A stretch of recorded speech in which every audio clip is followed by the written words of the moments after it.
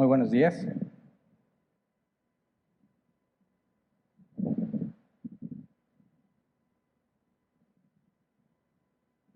El día de hoy vamos a continuar nuestro estudio sobre la evidencia de la Trinidad, pero esta ocasión en el Nuevo Testamento.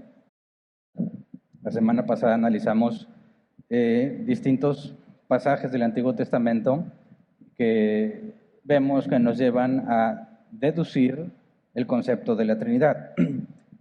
Recordemos que algunos aseguran que el concepto de la Trinidad es una invención humana, que fue una creación romana, que el Antiguo Testamento no habla de la Trinidad, el Nuevo Testamento tampoco habla de la Trinidad, y dijimos, sí, la palabra Trinidad no está en la Biblia, como la palabra omnipotencia, tampoco la palabra omnipresencia, tampoco la palabra aceidad. Sin embargo, afirmamos que esas palabras describen atributos de Dios, ¿verdad?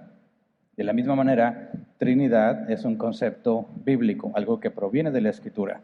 Y nos dedicamos la semana pasada a demostrar cómo el Antiguo Testamento provee evidencia más que suficiente para concluir, que hay tres personas, pero un mismo Dios.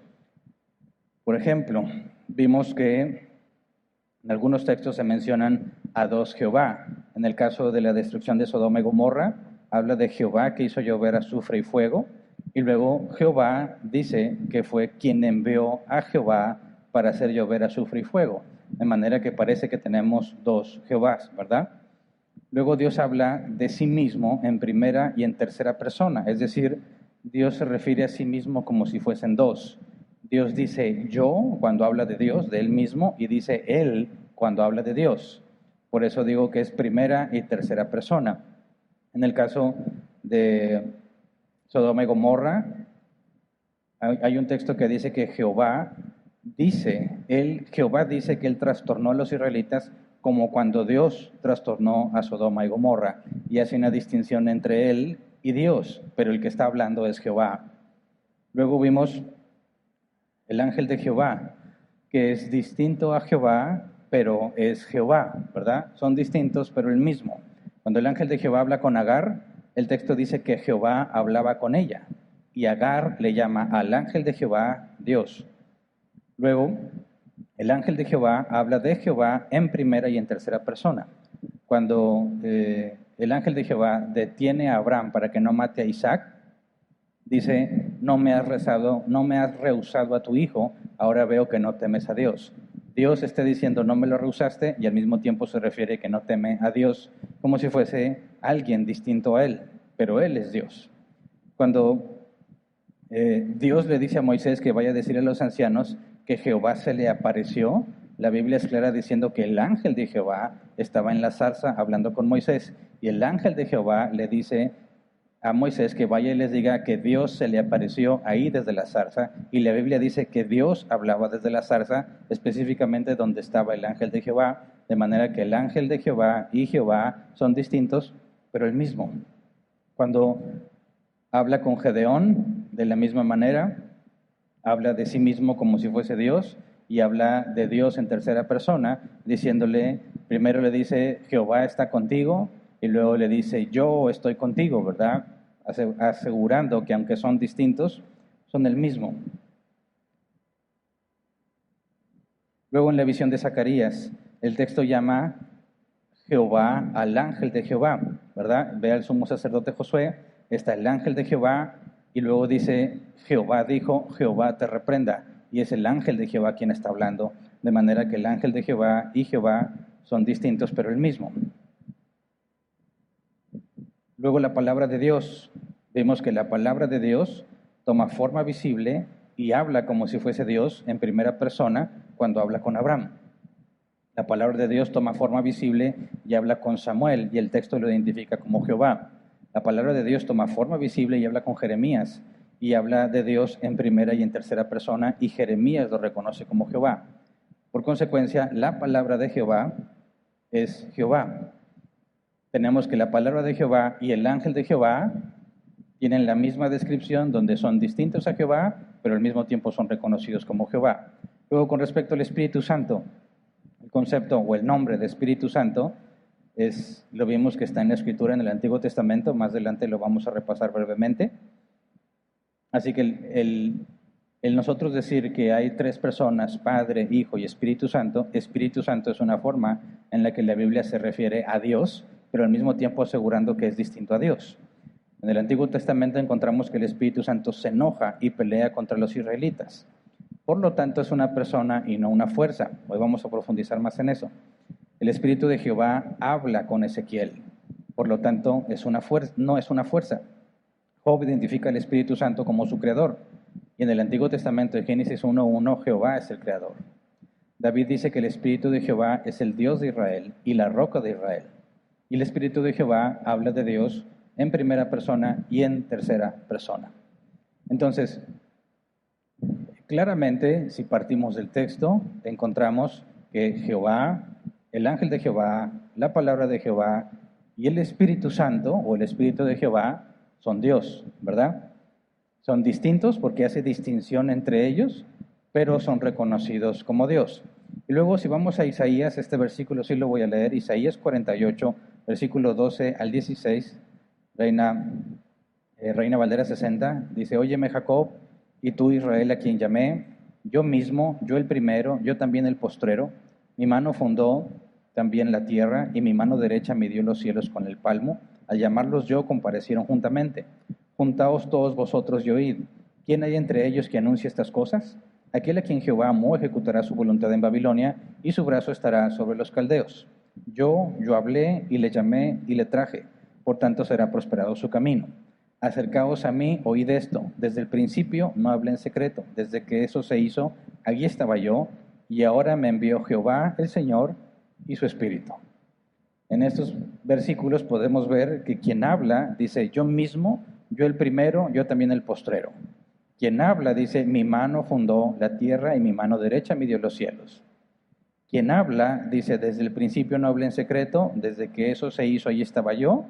Dice, ahora me envió Jehová el Señor y su Espíritu. Entonces, si juntamos toda la evidencia, en este pasaje, el Creador se distingue de Jehová el Señor y del Espíritu de Jehová. Pero el Espíritu de Jehová es identificado como Dios, Jehová el Señor es Dios y el Creador es el ángel de Jehová o es la palabra de Jehová. Incluso Job dice que el Creador es el Espíritu Santo. Entonces vemos claramente que en este versículo hay una distinción de tres personas, el Creador, Jehová el Señor y el Espíritu Santo. Y con la evidencia que ya vimos del Antiguo Testamento, al mismo tiempo son personas diferentes. Entonces tenemos tres personas distintas que son un solo Dios, Jehová, el ángel de Jehová o la palabra de Jehová y el Espíritu de Jehová. Alguno podría pensar, ¿por qué no cuatro, verdad? Porque si tienes Jehová, el ángel de Jehová, la palabra de Jehová y el Espíritu de Jehová, diría, son cuatro. Bueno, recuerda que cuando estudiamos el Antiguo Testamento, tenemos que reconocer que la revelación es progresiva. O sea, Dios no dio toda la información. Hablé un poco de esto el miércoles.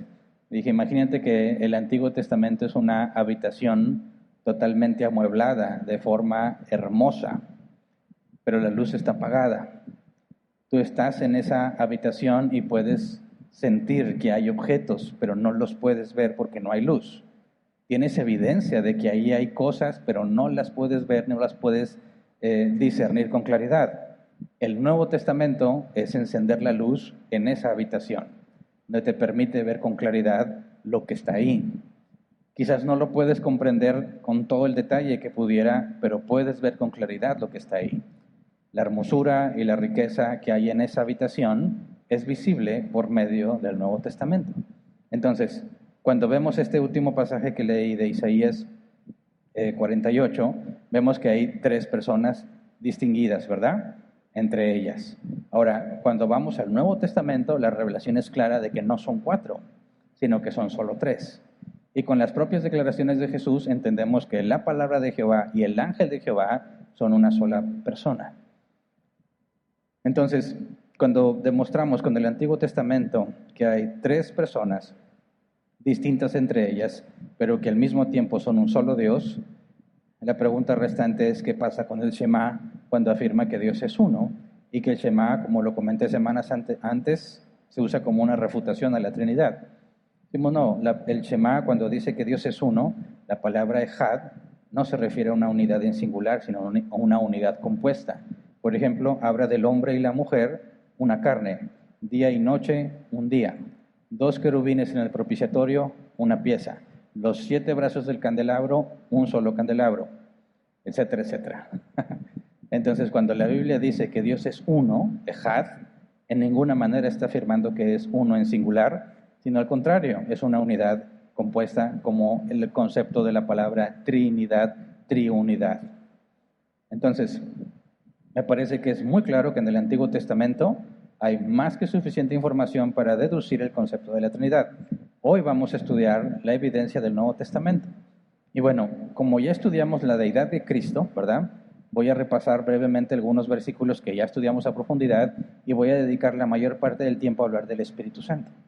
¿Cómo es que entendemos que el Espíritu Santo es Dios y una persona, no una fuerza, como algunos aseguran? Entonces, antes de empezar a leer la Escritura, vamos a orar así como estamos. Señor, te damos muchas gracias por este día. Te pedimos que tu Espíritu Santo nos permita comprender, nos abra el entendimiento, Señor, para que podamos ver con claridad lo que escribiste por medio de los hombres que usaste como medio, Señor. Tu palabra afirma que toda la Escritura es inspirada por ti, Señor. Por eso te rogamos que nos permitas comprender, de manera que sea claro para nosotros, para nuestro entendimiento, que entendamos cómo es que esto afecta nuestra vida, hablando de la santidad y cómo podemos explicarlo a otros, Señor, con claridad. Gracias de antemano. Amén. Vamos a Hechos capítulo 5, versículo 3 y 4, Reina Valera 60.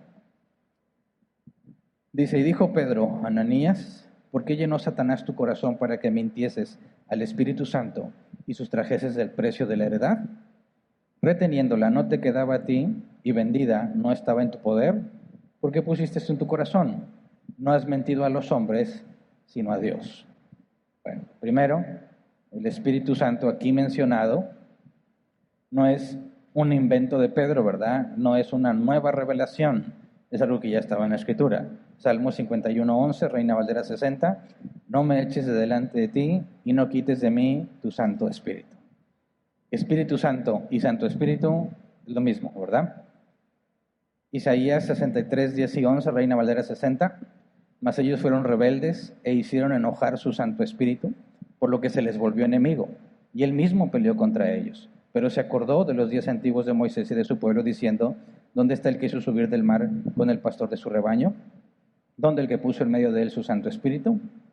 Así que en este pasaje, además de mencionar Santo Espíritu, hace distinción entre el Espíritu Santo y Dios. Así que cuando Pedro le dice a Ananías, ¿por qué le mientes al Espíritu Santo?, no está diciéndole algo que Ananías no comprende, ¿verdad? Claro que la revelación no estaba muy clara, pero los apóstoles, desde que Jesús se apareció a ellos, les abrió el entendimiento, ¿verdad? De modo que empezaron a comprender lo que el Antiguo Testamento decía acerca de Jesús, acerca del Espíritu Santo. Entonces, Pedro ya llevaba, podemos asegurar, cierto entendimiento, ¿verdad?, sobre lo que el Antiguo Testamento revelaba acerca de Dios y las 3 personas que son Dios. Entonces, cuando dice, ¿por qué Satanás llenó tu corazón para que mintieses al Espíritu Santo? Y luego en el versículo 4 dice, no has mentido a los hombres, sino a Dios. Aquí hay una conexión directa, ¿verdad? Dice, para que mintieses al Espíritu Santo. Y luego le dice, no has mentido a los hombres, sino a Dios. Por consecuencia, el Espíritu Santo es Dios, ¿verdad? Según el entendimiento de Pedro. Mentirle al Espíritu Santo es exactamente lo mismo que mentir a Dios. Así que hay una conexión donde Pedro hace distinción entre el Espíritu Santo y Dios, pero al mismo tiempo asegura que mentir al Espíritu Santo es mentir a Dios. Así que el Espíritu Santo es Dios, ¿verdad? Según lo que Pedro menciona. Ahora vamos a Hebreos 9:14, Reina Valera 60. Dice, ¿cuánto más la sangre de Cristo, el cual mediante el Espíritu eterno se ofreció a sí mismo sin mancha a Dios, limpiará vuestras conciencias de obras muertas para que sirváis al Dios vivo? Y aquí, cuando dice el Espíritu eterno, la eternidad es un atributo que solo pertenece a Dios, ¿verdad? Nosotros somos sempiternos. Tenemos un inicio, pero no un fin. Dios es el único eterno. Aquí es donde nos sirve entender, cuando hablamos de las dos naturalezas de Cristo, decimos, tiene naturaleza divina y naturaleza humana, ¿verdad? Pero es una sola persona. Y dijimos, la naturaleza humana o divina nos habla de qué es Jesús. Jesús es Dios porque tiene naturaleza divina y Jesús es hombre porque tiene naturaleza humana. Y decimos, ¿quién es Jesús? Ah, es la segunda persona de la Trinidad. Entonces, cuando aplicamos este mismo razonamiento al Espíritu Santo y decimos, el Espíritu Santo es eterno, nos preguntaríamos, ¿qué naturaleza tiene el Espíritu Santo? ¿Qué es el Espíritu Santo?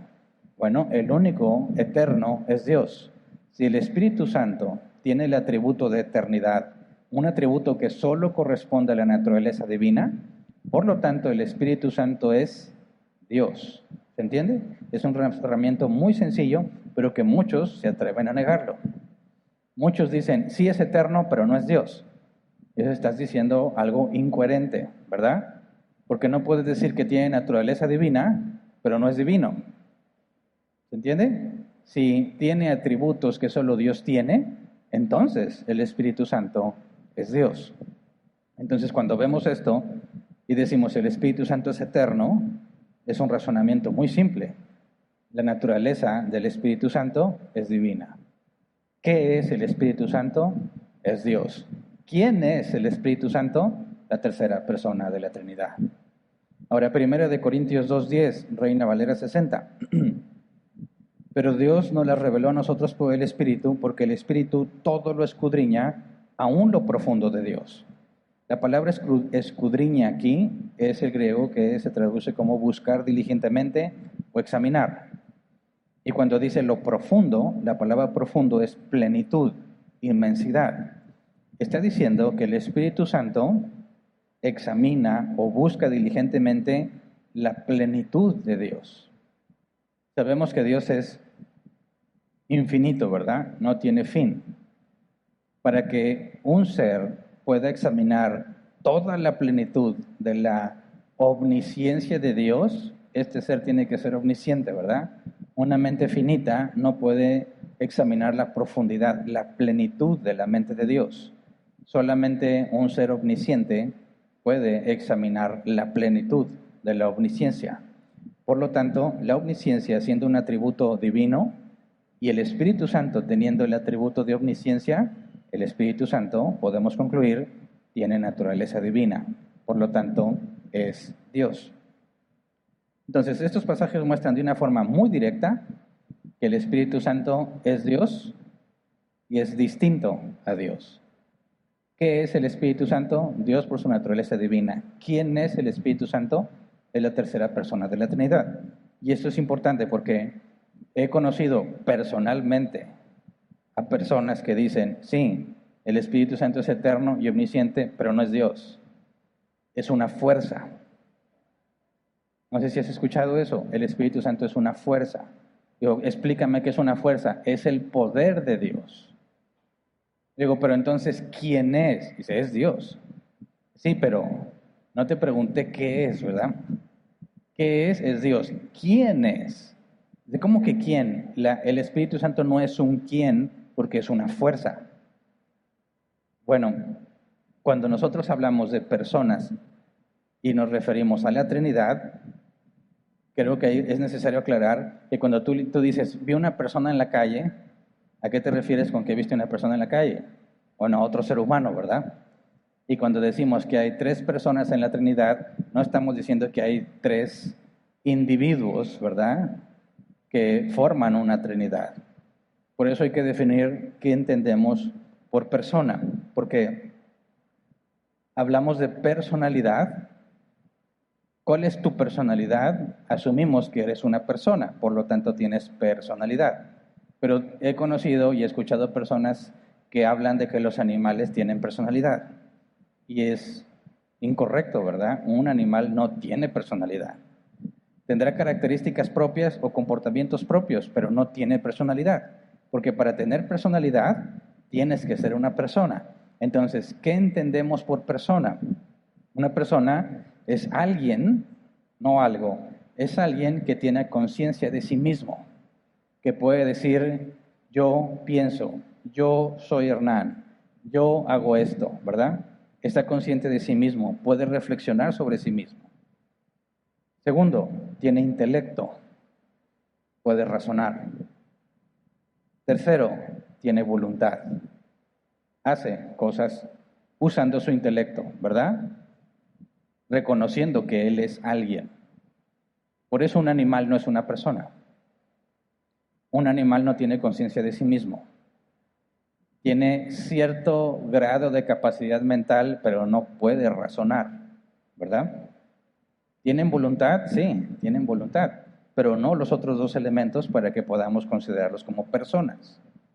Entonces, cuando decimos que hay tres personas en la Trinidad, eso es lo que hay que buscar. Que están conscientes de sí mismos, que pueden decir, yo hago esto, yo soy distinto de él. Eso es tener conciencia de sí mismo. Que tiene evidencia de que usa el intelecto y que hay evidencia de que tiene voluntad propia.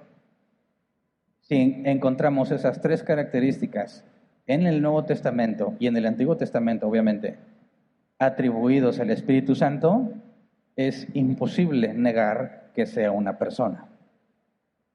Entonces, vamos a estos pasajes para ver cómo me parece que es súper evidente que el Espíritu Santo es una persona. Vamos a Hechos, capítulo 13, versículo 2, Reina Valera 60. Dice, ministrando estos al Señor y ayunando, dijo el Espíritu Santo, apartadme a Bernabé y a Saulo para la obra a que los he llamado. Ok, dijo el Espíritu Santo, ¿verdad? Habla, se comunica. Hebreos 3, 7 al 8, otro ejemplo. Por eso, como dice el Espíritu Santo, si ustedes oyen su voz, no endurezcan el corazón como sucedió en la rebelión en aquel día de prueba en el desierto. El Espíritu Santo habla, y aquí dice, no endurezcan el corazón como sucedió en la rebelión. Tiene conciencia de sí mismo que está hablando y tiene acceso al pasado, ¿verdad? De manera que recuerda las cosas que sucedieron. Una fuerza no hace eso, ¿verdad? Para que se pueda hacer eso, tiene que ser una persona que está consciente de sí mismo, tiene intelecto. Quizás aquí todavía no vemos el concepto de voluntad hasta este punto, pero es consciente de sí mismo y tiene intelecto. Cuando dice, apartadme a Bernabé y a Saulo para la obra a lo que les he llamado, aquí está claramente evidenciada la voluntad, ¿verdad? Apártenmelos para la obra a la que yo los he llamado. Cuando dice apartadme, está hablando de él mismo, conciencia de sí mismo. Cuando dice es la obra a la que los he llamado, ahí hay un intelecto, ¿verdad? Planeando lo que va a hacer y se manifiesta la voluntad al decir que yo los he llamado. Apártenlos porque los llamé. Así que este pasaje claramente demuestra que el Espíritu Santo está consciente de sí mismo, que tiene intelecto y tiene voluntad. Vamos a Hechos 15, 28. Nos pareció bien al Espíritu Santo y a nosotros no imponerles a ustedes ninguna carga aparte de los siguientes requisitos. Nuevamente, tú no puedes decir que a una fuerza algo le parece bien, ¿verdad? Porque para que algo le parezca bien, tiene que ser consciente de sí mismo, tiene que tener intelecto, tiene que haber manifestado su voluntad para saber que le pareció bien, ¿verdad?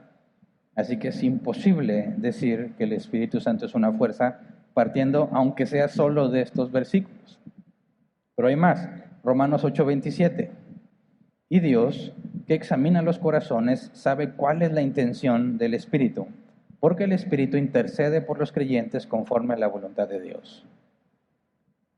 Entonces, Dios, que examina los corazones, sabe cuál es la intención del Espíritu. Dios y el Espíritu, distintos, ¿verdad? Dice, sabe cuál es la intención del Espíritu. La palabra intención en griego es pensamiento, aquello que está en la mente. Por lo tanto, tiene intelecto, ¿verdad? Dios sabe lo que el Espíritu Santo tiene en mente. Dice, porque el Espíritu intercede por los creyentes conforme a la voluntad de Dios. Ahí vemos la voluntad del Espíritu Santo de interceder por los creyentes según lo que el Padre ha determinado. Eso es imposible explicarlo si el Espíritu Santo es una fuerza. Una fuerza es impersonal, no tiene las características de una persona. El Espíritu Santo tiene las características que lo identifican como persona. Ahora, nuestra sociedad actual tiene serios problemas para entender lo que es una persona, porque luchan por llamar a los animales personas, ¿verdad? Ven a los animales, ven su comportamiento y lo interpretan como si fuesen personas. Me acuerdo mucho que en una sesión, ya hace ya muchos años, estábamos hablando de la diferencia entre los seres humanos y las criaturas en sentido general de los animales, y hablábamos que los seres humanos son responsables de sus acciones porque pueden decidir hacerla o no hacerla, y que esperamos que un ser humano se arrepienta, pero que eso no lo podemos esperar de un animal.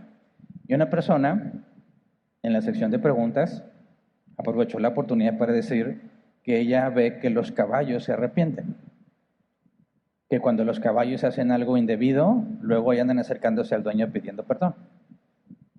Dice, si tú dices que eso no lo hacen los animales, ¿por qué los caballos hacen eso? Y yo he visto muchas analogías de ese tipo, ¿verdad? Cuando, por ejemplo, si quien tenga un perrito sabe que los perritos, por lo general, hay unos perros muy amargados, pero los perros, por lo general, son muy efusivos, ¿verdad?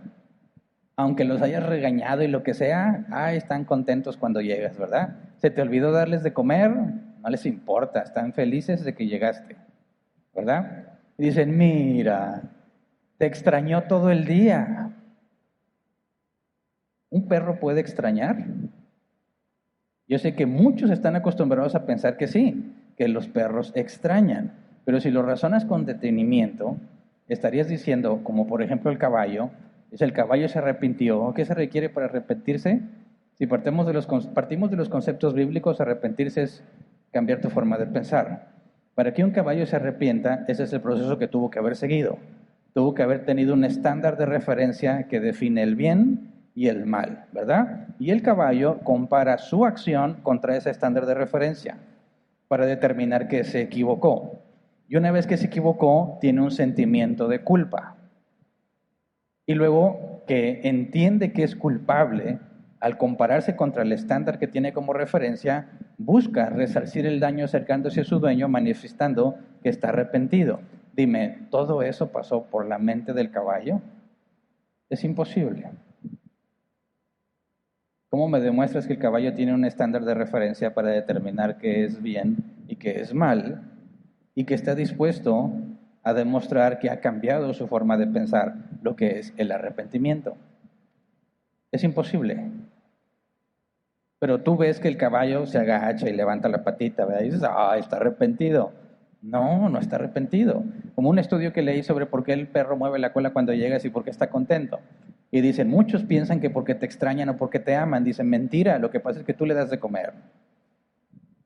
Y sabe que haciendo eso obtiene el sustento que necesita. Así de simple.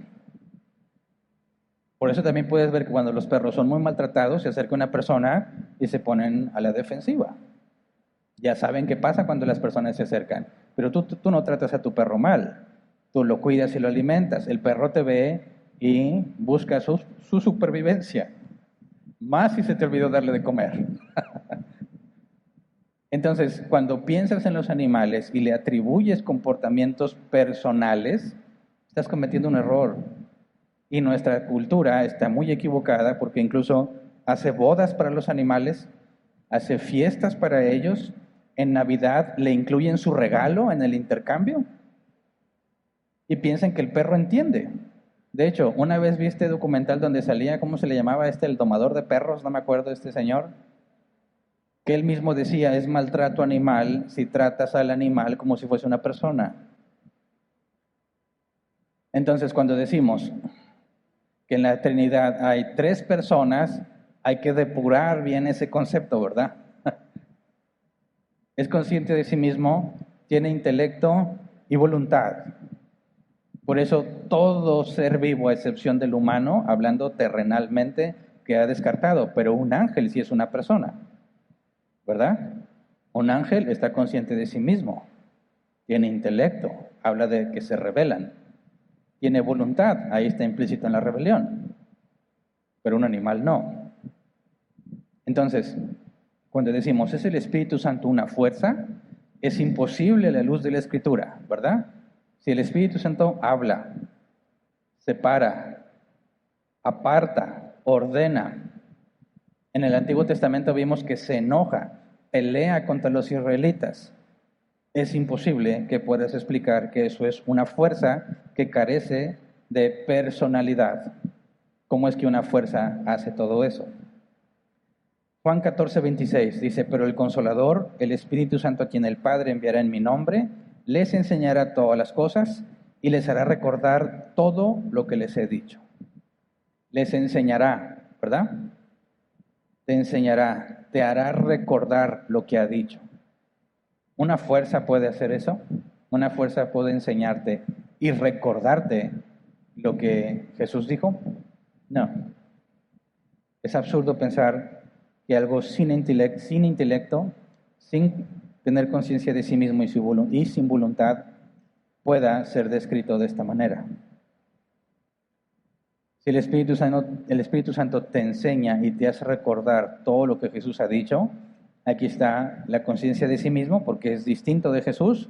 Al recordarles todo lo que Jesús ha dicho, hay una distinción clara entre Espíritu Santo y Jesús. Enseñarte es una acción, ¿verdad? Y un proceso. Hacerte recordar tiene que ver, en el caso específico de los apóstoles, lo que ellos vivieron y traerlos a su memoria. Ahora, ¿cómo le hace el Espíritu Santo para hacer eso al menos aquí en este pasaje, en su contexto, al menos en los discípulos? ¿Cómo le hace para estar en ellos? Como Jesús dijo, el Espíritu Santo estará en vosotros, dice la Reina Valera 60. Si el Espíritu Santo está en todos los que han sido nacidos de nuevo, necesariamente tiene que ser omnipresente. La omnipresencia es un atributo de la naturaleza divina, por lo tanto el Espíritu Santo tiene naturaleza divina. Por lo tanto, ¿qué es el Espíritu Santo? Es Dios. Juan 16:13, pero cuando venga el Espíritu de la verdad, Él los guiará a toda la verdad, porque no hablará por su propia cuenta, sino que dirá solo lo que oiga y les anunciará las cosas por venir. ¿Okay? No habla por su propia cuenta, sino que les dirá todo lo que oiga. Claramente está consciente de sí mismo, tiene intelecto y voluntad, ¿verdad? Y es distinto del Padre y del Hijo. Primera de Corintios 12:11. Todo esto lo hace un mismo y único Espíritu, quien reparte a cada uno según Él lo determina. Aquí otra vez están las tres características, ¿verdad? El único Espíritu Santo no es el Padre, no es Jesús.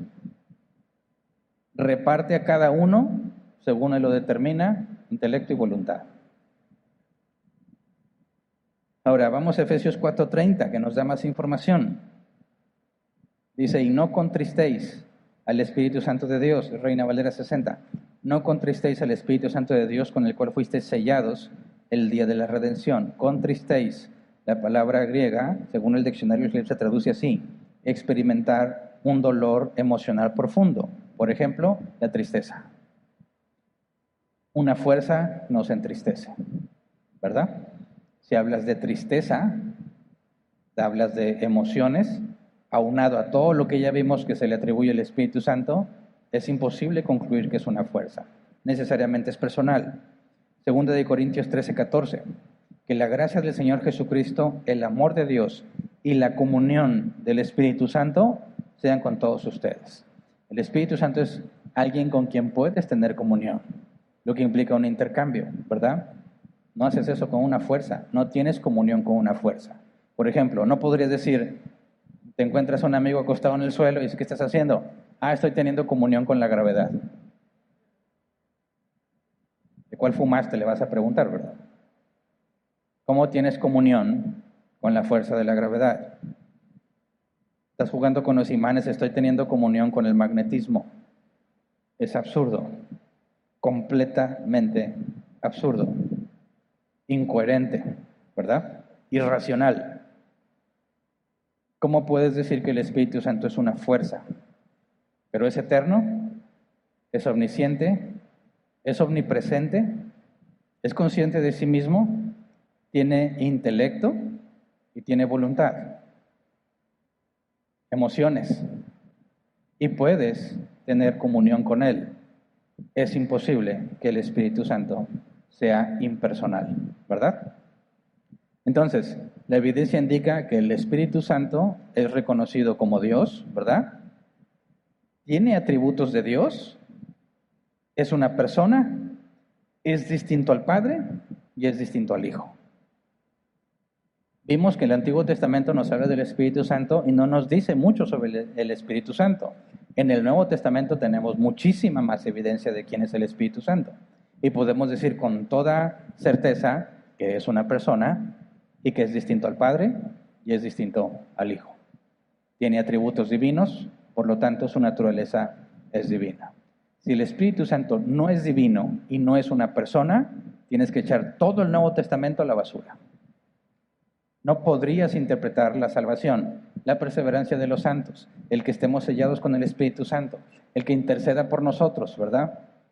El que nos guíe, el que nos enseñe. Sería imposible interpretar todo eso. Entonces, podemos decir que el Nuevo Testamento afirma con toda certeza que el Espíritu Santo es Dios, pero es distinto a Dios y es distinto a Jesús. Ahora, en cuanto a la deidad de Jesús, ya lo estudiamos hace 2 meses exactamente, y profundizamos, así que no voy a ir por todos los versículos a demostrar cómo el Nuevo Testamento habla de la divinidad de Jesús. Voy a mencionarme lo que me parece los versículos más claros y directos. Por ejemplo, Juan 1, versículo 1 al 3. En el principio ya existía el Verbo, y el Verbo estaba con Dios, y el Verbo era Dios. Él estaba con Dios en el principio. Por medio de Él todas las cosas fueron creadas. Sin Él nada de lo creado llegó a existir. Ahora, aquí tienes la referencia en el Antiguo Testamento a los 2 Jehová, al ángel de Jehová y a la palabra de Jehová, ¿verdad?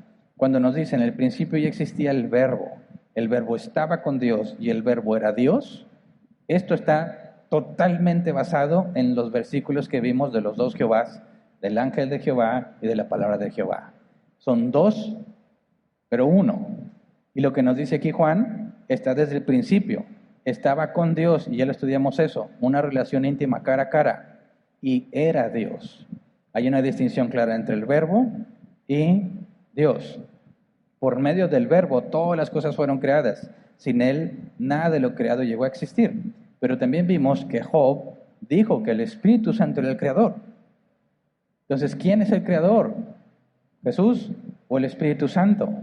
Eso, algunos piensan, eso es un problema. No lo es, porque ¿cuántos dioses hay? Uno. Si el Espíritu Santo crea, el Hijo crea, el Padre crea, porque son un solo Dios. Entonces, la próxima semana, si Dios lo permite, ya con toda la evidencia, nos adentramos al concepto de la Trinidad, para ver cuál es la relación entre las 3 personas y cómo las 3 personas interactúan entre ellas en el plan de salvación. Pero por ahora dejamos claro, el Verbo y Dios son distintos, son eternos, son un mismo Dios, ¿verdad? Colosenses 1, 15 al 19, hablando de Jesús. Él es la imagen del Dios invisible, el primogénito de toda creación, porque por medio de Él fueron creadas todas las cosas, en el cielo y en la tierra, visibles e invisibles, sean tronos, poderes, principados, autoridades. Todo ha sido creado por medio de Él y para Él. Él es anterior a todas las cosas que por medio de Él forman un todo coherente. Él es la cabeza del cuerpo que es la iglesia. Él es el principio, el primogénito de la resurrección, para ser en todo el primero, porque a Dios le agradó habitar en Él con toda su plenitud. Y aquí es donde nos metimos al concepto de la unión hipostática de Cristo, ¿verdad? Pero es claro que Jesús es Dios, pero al mismo tiempo distinto de Dios. Tito capítulo 2, versículo 11 al 13. En verdad, Dios ha manifestado a toda la humanidad su gracia, la cual trae salvación, y nos enseña a rechazar la impiedad y las pasiones mundanas. Así podremos vivir en este mundo con justicia, piedad y dominio propio, mientras aguardamos la bendita esperanza, es decir, la gloriosa venida de nuestro gran Dios y y Salvador, Jesucristo. Una referencia directa a que Jesús es Dios y al mismo tiempo no es Dios, ¿verdad? Distinto a Dios. Juan 1:18. A Dios nadie lo ha visto nunca. El Hijo unigénito que es Dios y que vive en unión íntima con el Padre nos lo ha dado a conocer. La unión particular que estudiamos hace 2 meses de Jesús y el Padre, como cuando Jesús dijo, el Padre y yo uno somos. Juan 10:27-30. Mis ovejas oyen mi voz, yo las conozco y ellas me siguen. Yo les doy vida eterna y nunca perecerán, ni nadie podrá arrebatármelas de la mano. Mi Padre que me las ha dado es más grande que todos, y de la mano del Padre nadie las puede arrebatar. El Padre y yo somos uno. Ahora fíjate aquí con detalle. Mis ovejas oyen mi voz, dice Jesús. Yo les doy vida eterna. Nadie podrá arrebatármelas de la mano, ¿verdad? Dice, mi Padre que me las ha dado es más grande que todos, y de la mano del Padre nadie las puede arrebatar. Pregunta es, ¿en la mano de quién están las ovejas? ¿En la mano de Jesús o en la mano del Padre? Pues es lo mismo porque son un solo Dios. Y para empezar no tiene manos, ¿verdad? Está hablando en sentido antropomórfico, como si Dios fuese un humano para que podamos entenderlo. Pero nadie puede arrebatar las ovejas de la mano de Jesús. Nadie puede arrebatar las ovejas de la mano del Padre. Está hablando de un solo Dios, ¿verdad? Pero Jesús claramente hace la distinción. Yo, el Padre. Nuestros amigos unicitarios dicen el Padre y Jesús son el mismo. Son el mismo. Pero se manifestó en ese momento del tiempo como si fuese el Hijo. Y luego se va el Hijo y luego el mismo Padre se manifiesta como Espíritu Santo. Ya lo vimos al principio de estos temas. Si Jesús es eterno y el Espíritu Santo también es eterno, toda tu teoría de que se manifestó en momentos del tiempo se viene a tierra, ¿verdad? Porque si se manifestó nada más en el tiempo para cumplir con su rol de salvación, ¿cómo es que los tienes desde la eternidad? Y tienes otro problema con el atributo del amor. Dios es amor, ¿verdad? Ese amor, si es un atributo divino, ha estado en Dios, que los atributos son Dios, en la eternidad, ¿verdad? Si solo es Dios en singular y el Hijo y el Espíritu Santo son modos del mismo Dios, manifestaciones de Él, la pregunta es, ¿a quién amaba antes de la creación? ¿Cómo puede Dios amar si no hay nadie a quien amar? Y si no hay nadie a quien amar, ¿cómo el amor es un atributo de Dios? De hecho, acuérdense, ya hace como 3 años que estudiamos los atributos de Dios, que no dijimos que Dios está compuesto por atributos, no. Dios es sus atributos, ¿verdad? Entonces, ¿cómo puede ser que Dios sea amor, pero no tiene a quien amar? ¿Cómo puede haber amor si no tienes a quien amar? Por lo tanto, Dios no podría ser amor hasta que creó el universo. Tendrías que decir que el amor no es un atributo de Dios porque no estuvo en la eternidad en Él, sino que es algo que empezó desde la creación. Pero eso sería contradecir la Escritura. ¿Cómo resolvemos esto? Son 3 personas, un solo Dios.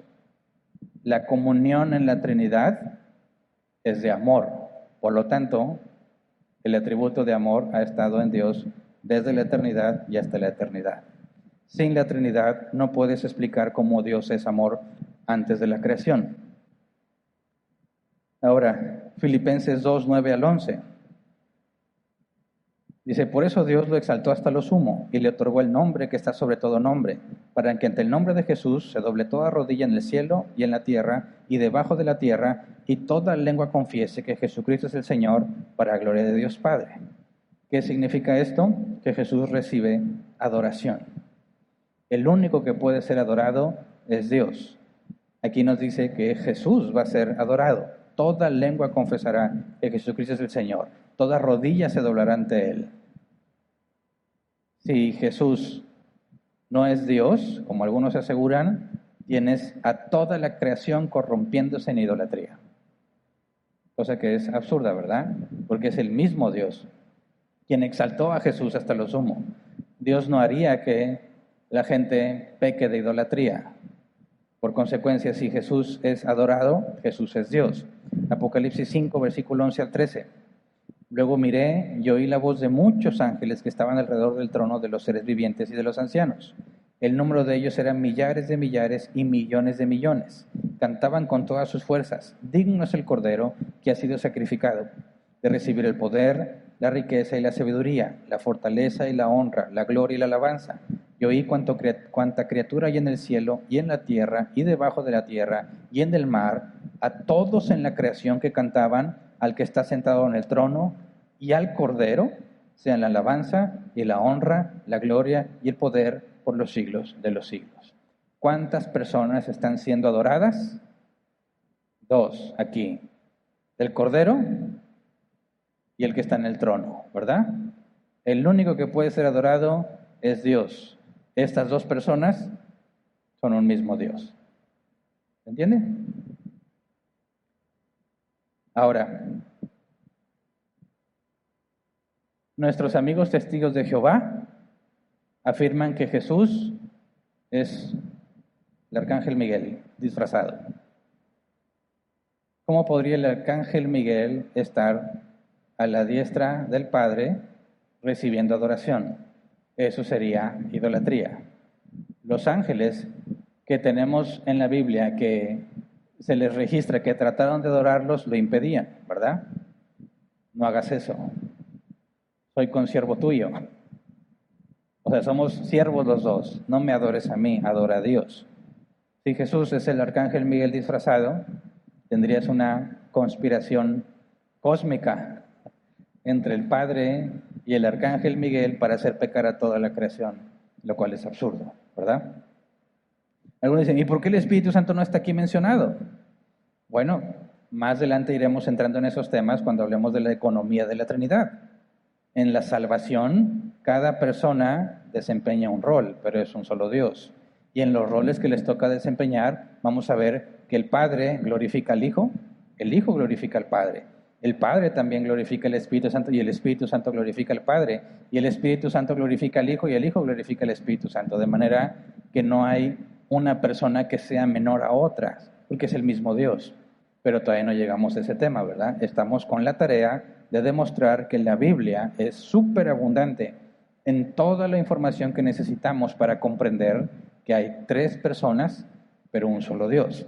Ahora, ya vimos que el Espíritu Santo es persona y es divino, ¿verdad? Que Jesús es persona y es divino.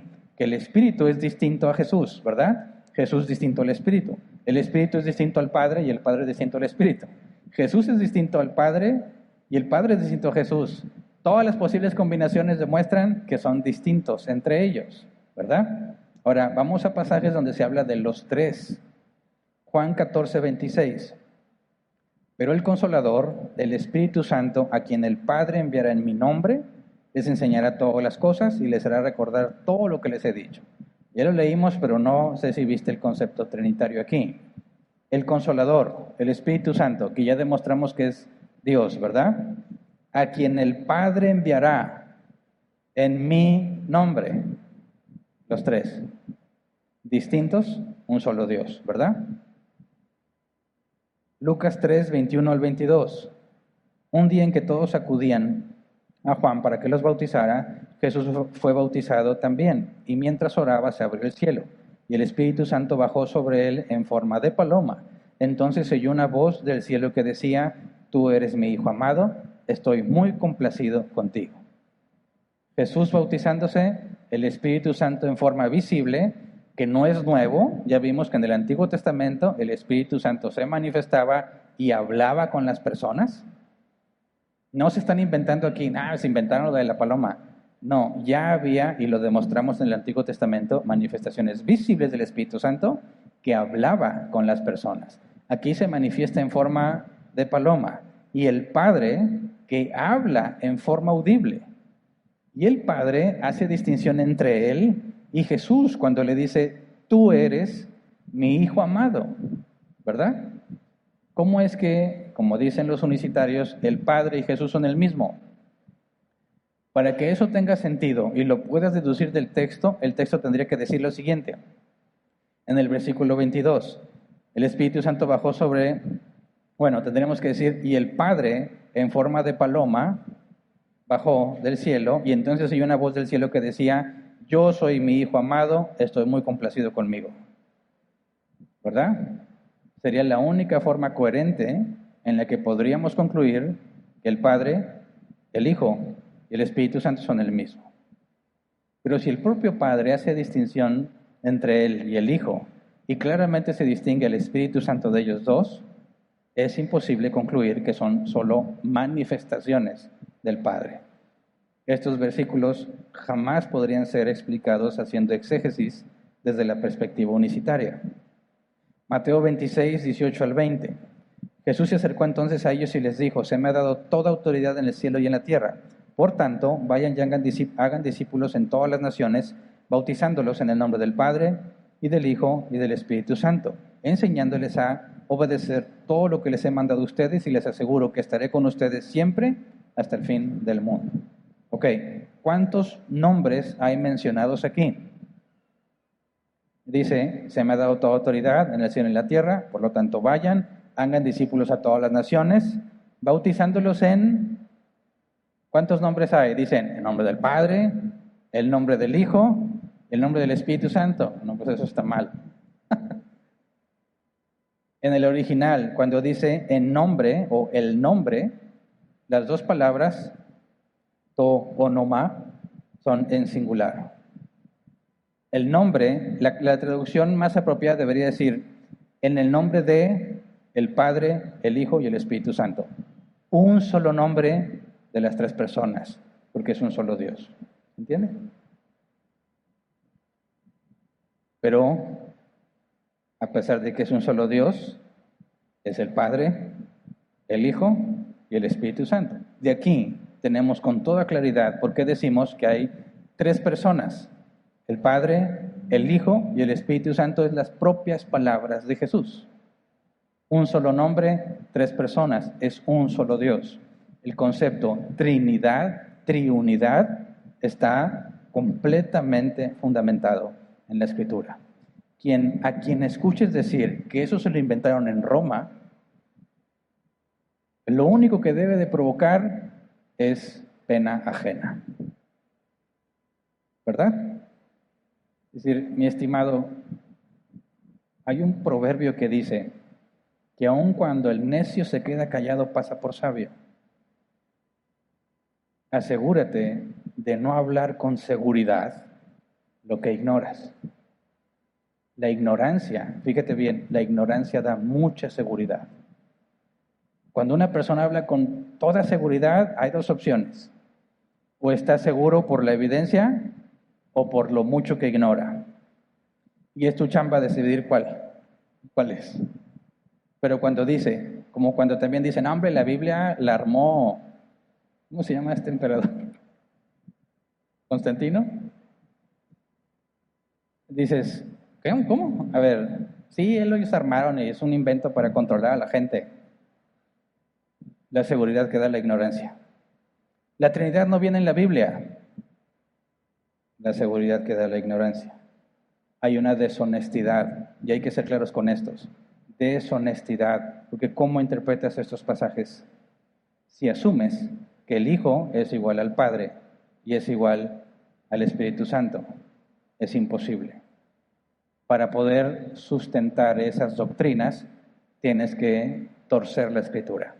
Tienes que ignorar todos estos pasajes. Y ese es el peligro. Fíjate bien. Tristemente, muchas personas luchan entre saber si la Trinidad es bíblica o no. Y le andan preguntando a todo mundo. Van y le preguntan, ¿tú crees que la Trinidad es bíblica? ¿Tú crees que la Trinidad es bíblica? Y lo tratan de sacar su conclusión en base a la encuesta que hicieron. Grave error, ¿verdad? Es un grave error. Porque si todos te dicen que la Trinidad no existe y tú por eso concluyes que no existe, hay un dicho que me gusta mucho decir que dice que mal de muchos, consuelo de tontos. La verdad es la verdad, aunque todos lo nieguen. Si la gran mayoría está de acuerdo en algo, eso no lo hace verdadero. ¿Qué tienes que hacer para determinar si la Trinidad es bíblica? Ir a la Biblia. ¿Qué dice la Biblia? Entender por qué hablamos de una Trinidad. Ahora, fíjate bien, con todo esto tenemos claro que tenemos que encontrar la forma de explicar esto de que el Padre, el Hijo y el Espíritu son Dios pero distintos. ¿Cómo le hacemos para asegurarnos que cuando alguien hable de la Trinidad entienda toda la información bíblica la que pretendemos resumir en eso? Hay un pasaje en el Antiguo Testamento que cuando estaban los reinos de Israel divididos y en guerra, como todos son de los mismos, no podías visualmente identificar si era amigo o enemigo, ¿verdad? Que todos son descendientes de los mismos, ¿verdad? Y se parecen. No sería como decir, oye, entras en guerra con Japón, ¿cómo detectas a un japonés? Es muy obvio, ¿verdad? Y si estás allá, ¿cómo detectas a alguien que no es japonés? Visiblemente puedes detectarlo. Ahora, por eso nos llevamos errores cuando ves a alguien con los ojos rasgados y tú eres japonés. No, compadre, yo nací aquí en el mero San Nicolás. Ah, bueno, pero vienes, ¿verdad? De allá, tus ancestros son de allá. Bueno, para poder identificar entre ellos si eras amigo o enemigo, puesto que visiblemente eran muy similares, tuvieron que definir una palabra. No sé cómo se pronuncia esa palabra realmente, ¿verdad? Pero en la pronunciación te dabas cuenta de qué zona era. Entonces, quiero poner un ejemplo aquí sin ofender a nadie. ¿Cómo hablamos los norteños y cómo hablan los capitalinos? ¿Podrías pedirle a uno que diga alguna frase para identificar si eres del norte o de la capital? ¿Qué le pedirías que dijera? Algo que sea muy, muy característico. Que a la hora que lo dice detectas, no hombre, tú no eres del norte. ¿Qué dirías? Quizás no puede ser una palabra específica, nada más dime, hila 8 palabras juntas. Y con eso, ¿cómo hablamos del norte? Ya me lo han dicho muchas veces, eres muy agresivo cuando hablas. ¿Por qué? Porque dices sí seco las cosas, las dices seco. No entiendo a qué se refieren, ¿verdad? Yo soy muy amable. Para los del norte, ¿verdad? Pero si te vas más abajo vas a escuchar como cantadito, ¿verdad? ¿Ya llegaste a la casa? Chale. No eres del norte, ¿verdad? ¿Cómo sabes que es del norte? No, hombre, esto está bien chido. Eso no lo dicen los capitalinos. Ahora, en ese entonces, para identificar, viene alguien caminando, dice que son de los mismos y quiere entrar, ¿cómo le hacemos para saber si somos de los mismos? Ellos decían, pronuncia esta palabra, y al pronunciarla, identificaba de qué zona eres, porque tuviste que haber crecido pronunciando esa palabra para decirla correctamente. En el cristianismo, la Biblia afirma las herejías destructoras entran de forma encubierta. Engañan a los incautos. ¿Qué es un incauto? Un incauto no necesariamente es un ignorante. Un incauto es el que no tiene precaución, el que tiene la guardia abajo. Y dice, es bíblico. Todo lo que dice es bíblico. Entonces confío. Y entonces estas herejías se infiltran en la iglesia y no se dan cuenta. Y los falsos maestros, jamás vas a escuchar a un falso maestro contradecir la Biblia directamente. Te lo van a maquillar, te van a decir, mira, esto es muy simple, así es, pero no te dan toda la evidencia bíblica que demuestra su conclusión, solamente ciertos pasajes interpretados a su manera, y tú dices, ah, sí, ya son pasajes bíblicos, entonces es bíblico. Incauto, incauto. No porque alguien cite pasajes bíblicos, significa que es bíblico, ¿verdad? Algunos ni siquiera son pasajes bíblicos y la gente se los cree. Ayúdate que yo te ayudaré, dice la palabra de Dios. Y en la falta que dice, amén. Oh, no dice, no dice. Dios se aprieta, pero no ahorca. Primera de Hernán, capítulo 3, versículo 10. No, no existe eso en la Biblia, ¿verdad? Y así La lengua tiene poder, dice la Biblia. Mentira del diablo. No dice en ningún momento eso la Biblia. Así que cuando hablamos de la Trinidad y la evidencia que hemos estudiado, claramente nos lleva a la conclusión 3, pero 1. Como paso siguiente tenemos que definir el concepto. Esto es lo que la Biblia dice. El Padre, el Hijo, el Espíritu Santo son Dios. El Padre no es el Hijo. El Hijo no es el Padre. El Hijo no es el Espíritu Santo. El Espíritu no es el Hijo. El Espíritu Santo no es el Padre y el Padre no es el Espíritu Santo. Pero el Padre está en el Hijo y el Hijo está en el Padre. Y empiezas a hacer todas esas conexiones según lo que la Biblia dice de las 3 personas de la Trinidad y defines el concepto. Y cuando dices, yo soy trinitario, no estás diciendo, yo me creí la invención humana de los romanos y de alguna manera eso me beneficia y por eso decidí creerla. No, estamos englobando muchísima información bíblica compactada en un concepto para saber si concluimos igual. La Trinidad no es algo a la ligera, no es un simple concepto fácil de comprender. ¿Cuántas semanas llevamos estudiando lo que la Biblia dice para entender por qué es necesario definir el concepto de la Trinidad? Ahora, ¿quieres ser fiel a la palabra de Dios como demanda la Escritura? Tienes que profundizar en esto. Leí algunas de las preguntas de la semana pasada que no alcancé a contestar. Y alguien decía, ¿y para qué? ¿Para qué hacer las distinciones si al fin de cuentas es un mismo Dios? Para que no seas arrastrado por herejías destructivas.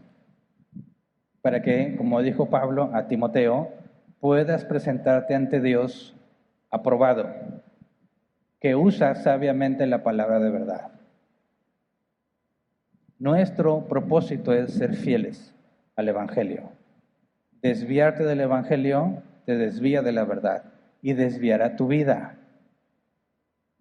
Permanecer fiel a la Escritura marca un camino claro y recto que debes de seguir y es muy fácil identificar quién está mal y quién no cuando tienes claridad de lo que la Biblia dice.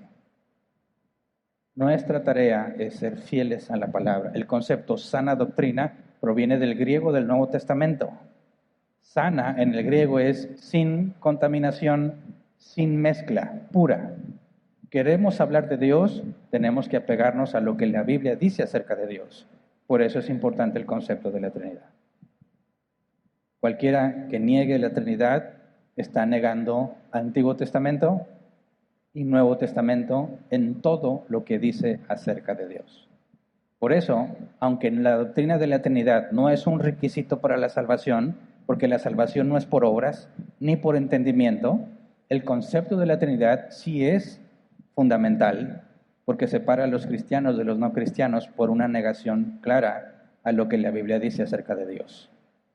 Por eso, podrás estar de acuerdo con los testigos de Jehová en todo, pero cuando dicen que Jesús no es Dios, no califican como cristianos. ¿Por qué? Porque no puedes explicar el Evangelio si Jesús no es Dios. De la misma manera, los unicitarios. No deben de ser considerados cristianos por la negación. Pero acuérdate, el beneficio de la duda.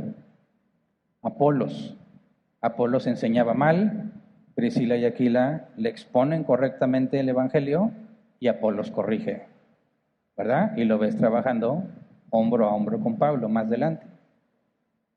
Cuando encontramos a alguien que tiene una doctrina fundamental desviada, tenemos que mostrar el amor que la Biblia nos demanda. Muestra el amor explicándole la verdad, dándole la evidencia bíblica. ¿Se niega? ¿Persiste en su necedad de negar los pasajes a pesar de que no puede explicarlos? Y créeme, he conocido personas, he tratado directo con ellos y me dicen, el Espíritu Santo no es Dios.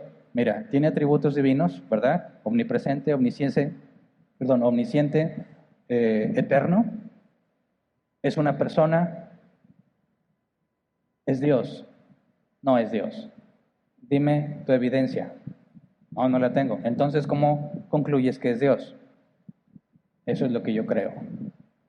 Bueno, desconectas tu cerebro para permanecer fiel a una doctrina o a una persona.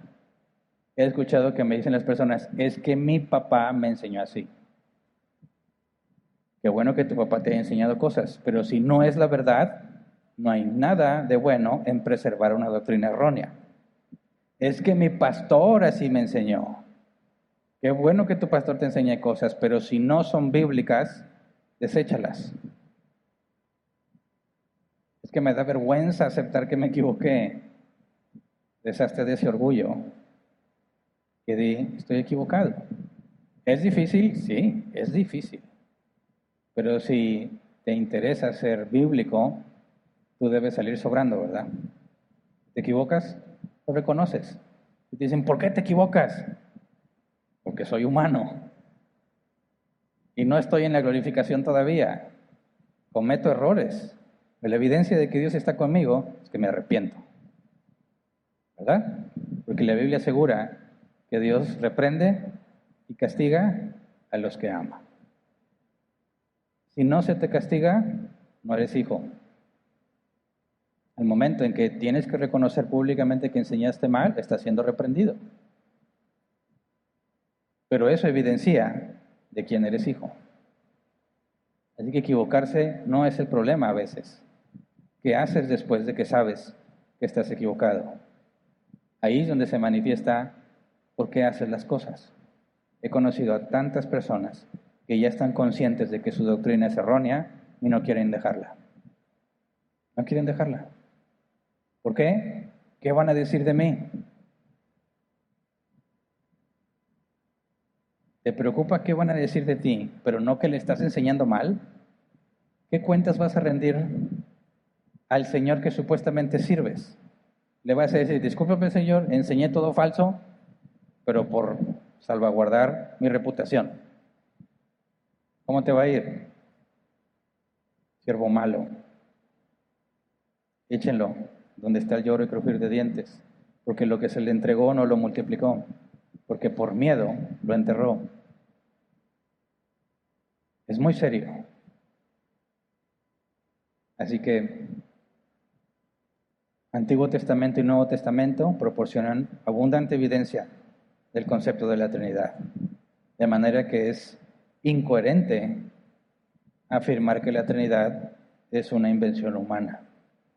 Con toda esta evidencia podemos adentrarnos al concepto de la Trinidad, que si Dios lo permite es lo que haremos el próximo domingo.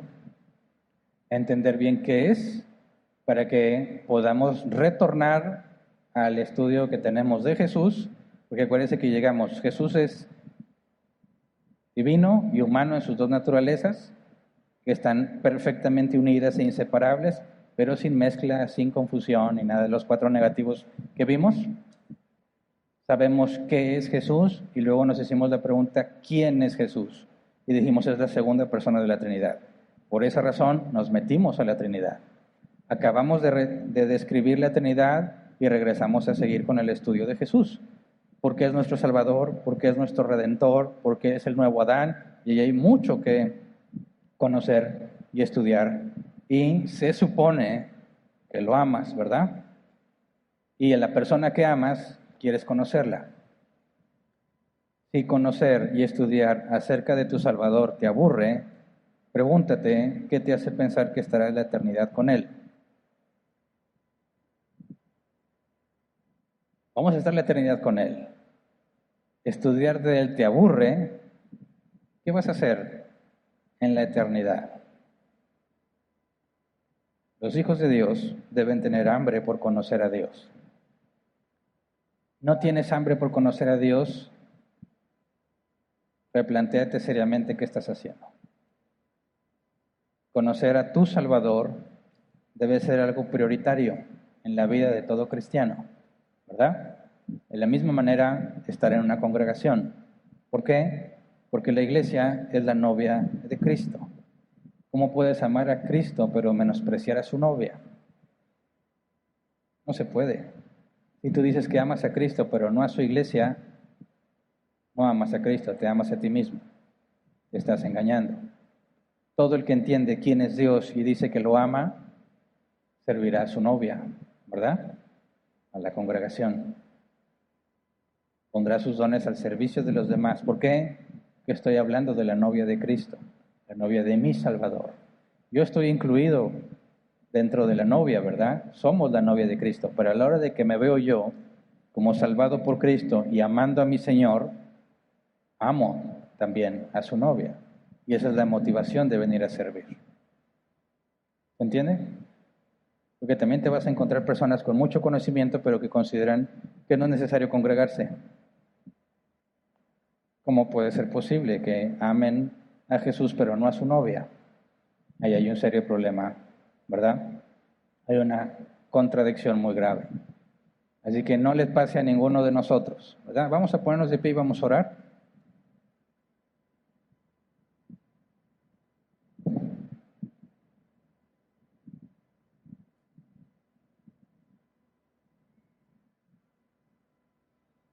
Roguémosle a Dios que nos dé conocimiento, el entendimiento, la oportunidad de aplicarlo y la oportunidad de enseñarlo a otros. Ahí es donde obtienes sabiduría. Ahí es donde creces como cristiano. Si solo se queda en tu mente, te envanece. Si lo empiezas a aplicar, te bendice. Sí, tú creces, pero no estás amando a tu prójimo. Cuando le enseñas a otro, estás empezando a completar el círculo que te lleva a crecer. Aprendemos, aplicamos, enseñamos. Quien enseña es el que más aprende. ¿Estás de acuerdo? Para ponerte a enseñar, tuviste que aprender primero. Te obliga a profundizar. Cuando enseñas, bendices al que te escucha y a ti mismo. La presión de tener que explicarle a alguien va a poner una carga sobre ti. Y muchos tratan de quitársela a toda costa. No, esa es la vida cristiana. ¿Quién quiere seguirme? Dijo Jesús. Tome su cruz. Niéguese a sí mismo y sígame. Piensa, ¿cómo puedes glorificar a Dios con lo que estamos aprendiendo? ¿Cómo puedes amar a tu prójimo con lo que estamos aprendiendo? No pienses nada más en acumularlo en tu cabeza. Si no lo usas, tu cerebro lo desecha. Lo mejor que puedes hacer es empezar a trabajarlo. Háblalo con alguien más, te vas a dar cuenta de todo lo que no entiendes. Ponerlo en palabras es muy, muy complicado si no lo entiendes bien. Cuando lo entiendes bien y lo pones en palabras, tú mismo empiezas a ver si hace sentido lo que piensas con lo que dices. Y te obliga a replantear mejor las cosas. Cuando lo dices con claridad, lo tienes entendido. No haces ese ejercicio, estás echando lo que sabes a costal roto. Por eso les digo, vamos a orar para que Dios nos dé el conocimiento, nos dé el entendimiento, la sabiduría el aplicarlo y el enseñarlo a otros. De esa manera sabemos que vamos a empezar a crecer. Y también que te vas a meter en problemas, ¿verdad? Te vas a meter en problemas. Vas a ser el aguafiestas. Vas a ser el poco amoroso. Te van a decir fariseo. ¿Y para qué? ¿Y para qué? O sea, no seas fanático. Bueno, tú escoge. ¿Con quién quieres quedar bien? ¿Con tu Señor o con los que te rodean? Es una decisión muy simple, pero a veces muy difícil. Así que por eso necesitamos rogarle a Dios. Porque a quien más sabe, a quien más se le da, dice la Escritura, más se le demanda. Así que cada semana que hemos estado estudiando esto, hemos estado provocando que se te demande más. Más que a otros muchos cristianos. Más que a cualquier persona que no es cristiano. Dios te demanda porque sabes más. Por eso necesitamos que nos ayude. Adquirir el conocimiento, entenderlo y convertirlo en sabiduría y en bendecir a los que nos rodean. Así que vamos a orar. Señor, rogamos que, como el apóstol Pablo, Señor, te aseguraste que él no se envaneciera por la revelación que había recibido. La revelación que él recibió está muy alta comparada con la que estamos recibiendo nosotros, pero aún así puede envanecernos. Líbranos de nosotros mismos, Señor. Ayúdanos a ver nuestra ignorancia. Mientras más sabemos, Señor, más debemos estar conscientes de lo mucho que ignoramos. Porque mientras más sabemos, más vemos.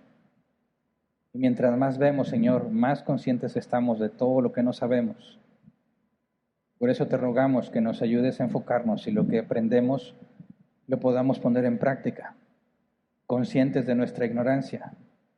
Tu palabra dice que la humildad antecede la sabiduría. Ayúdanos a entender por qué. Mientras más conocemos, Señor, más conscientes estamos de todo lo que hay que saber, por consecuencia de todo lo que aún ignoramos. Pero no queremos detenernos, simplemente enfocándonos en lo mucho que ignoramos, sino que queremos seguir progresando. Queremos entender cada vez más. Sabemos que es imposible, no terminaremos, pero eres tú, Señor, quien nos guía, quien nos enseña, quien nos recuerda todo lo que hemos leído acerca de ti. Ayúdanos, Señor, a mantener toda esa información en nuestra mente, porque la usamos, porque la meditamos, reflexionamos, buscamos ponerla en palabras para ver si es entendible, si es claro lo que queremos comunicar. Ayúdanos a estar preparados para cuando se presente la oportunidad. No queremos que la oportunidad nos sorprenda como ladrón en la noche. Y cuando tengamos la oportunidad de hablar de estos temas, nos demos cuenta que no hemos meditado y no hemos razonado apropiadamente. Al contrario, Señor, danos el querer como el hacer para empezar a reflexionar sobre estos temas, sobre lo que estamos aprendiendo, tratar de ponerlo en palabras para que cuando me des la oportunidad de hablarlo, lo haga, Señor, con seguridad, lo haga sabiendo que estoy aprovechando bien el tiempo, que no quede manifiesto que fui negligente, al contrario, que cuando se presente la oportunidad y yo ya estaba preparado, que vea, Señor, que me has movido a ser diligente. Queremos, Señor, presentarnos delante de ti como obreros que no tienen de qué avergonzarse, que usan rectamente tu palabra de verdad. Ayúdanos, Padre, a perseverar en la doctrina bíblica, como Pablo le dijo a Timoteo, para salvarnos nosotros mismos y salvar a los que están con nosotros. Ayúdanos a no ser incautos, a examinar con cuidado toda doctrina que escuchemos para determinar si efectivamente es bíblica.